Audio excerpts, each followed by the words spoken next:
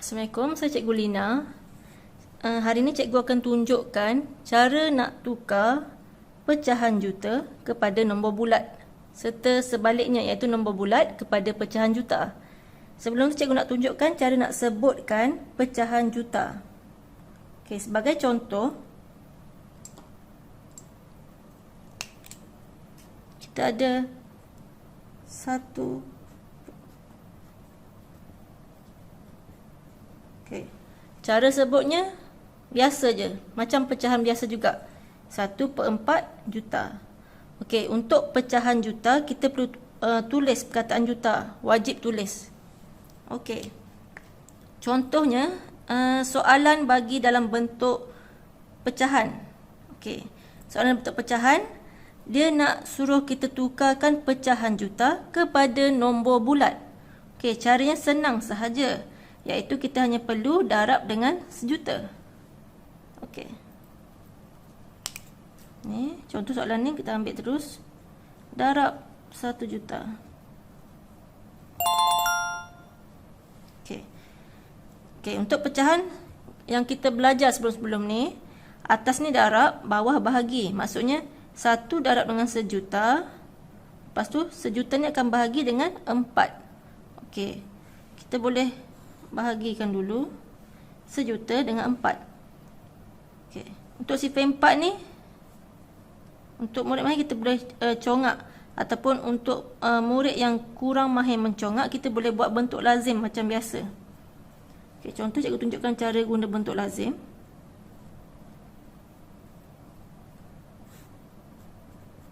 Okey, 4.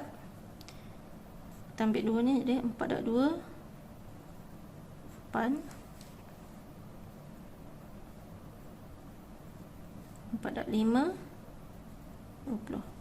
Okey, untuk belakang ni kita boleh terus letak sifar je lah, sebab dia memang sifar semua. Sebenarnya cara pengiraan ni tak perlu tunjuk sebab tak ada markah pun kat sini. Okey, jadi sejuta bahagi 4 bersama dengan 250,000. Okey, 250,000 darab pula dengan 1. Jadi mestilah sama je nombornya sebab 1 kan. Jadi 1/4 juta bersamaan dengan 250,000. Perkataan juta tidak perlu tulis sebab dia adalah dalam bentuk nombor bulat. Sama juga macam perpuluhan juta. Okey, kalau nombor bulat tak perlu tulis lagi perkataan juta. Okey, contoh yang kedua, 3/4 juta. Okey, nak tukar kepada nombor bulat. Okey, ini contoh yang pertama. Sama, pecahan nak tukar kepada nombor bulat, kita akan darab sejuta. Okey, kita dah kira dah tadi, cikgu guna pecahan sama je. Okey, jadi sejuta bagi 4 bersama dengan 250,000. Okey, tengok darab pula. Ni dah bahagi. Okey, darab pula. 250,000 darab 3.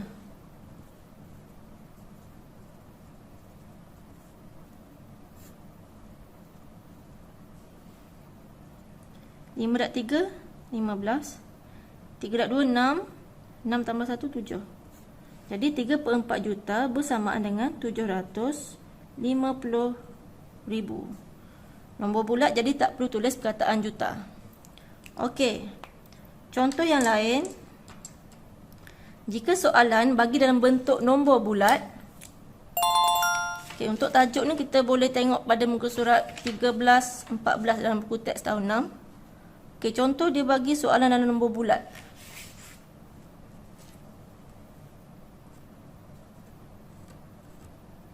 Cikgu ambil contoh dalam buku teks muka surat 13. Okey, dia suruh tukarkan kepada pecahan juta. Okey, dia bagi kita nombor bulat. Dia suruh tukarkan kepada pecahan juta. Kita kena bahagi sejuta. Okey, kalau pecahan ni kita tahu dia adalah akan ada per. Atas ni ada pengangka, bawah penyebut. Jadi bila dia bagi nombor macam ni, nombor bulat je, kita terus je per sejuta. Sebab per ni membawa maksud bahagi. Jadi ni lagi senang sebenarnya, sebab kita boleh potong-potong saja sifar. Tapi jangan tersalah potong. Sebabnya sifar ni perlu dipotong ikut pasangan dia. Contohnya di atas ni ada 5 sifar. 1, 2, 3, 4, 5. Okay, potong 5. Bawah pun kena potong 5 juga. 1, 2, 3, 4, 5.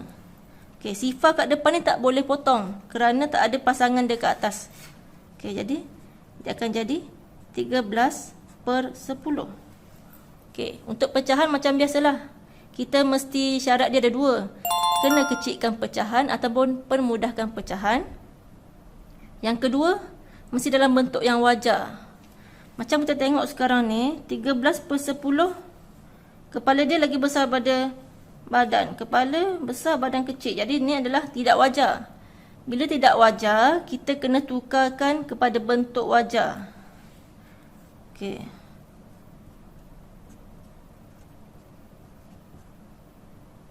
Ataupun nombor bercampur. Untuk orang yang lupa, okey. Ambil nombor atas tu 1, 3/10. Okey, ini adalah pecahan. Jadi untuk pecahan wajib tulis perkataan juta. Okay.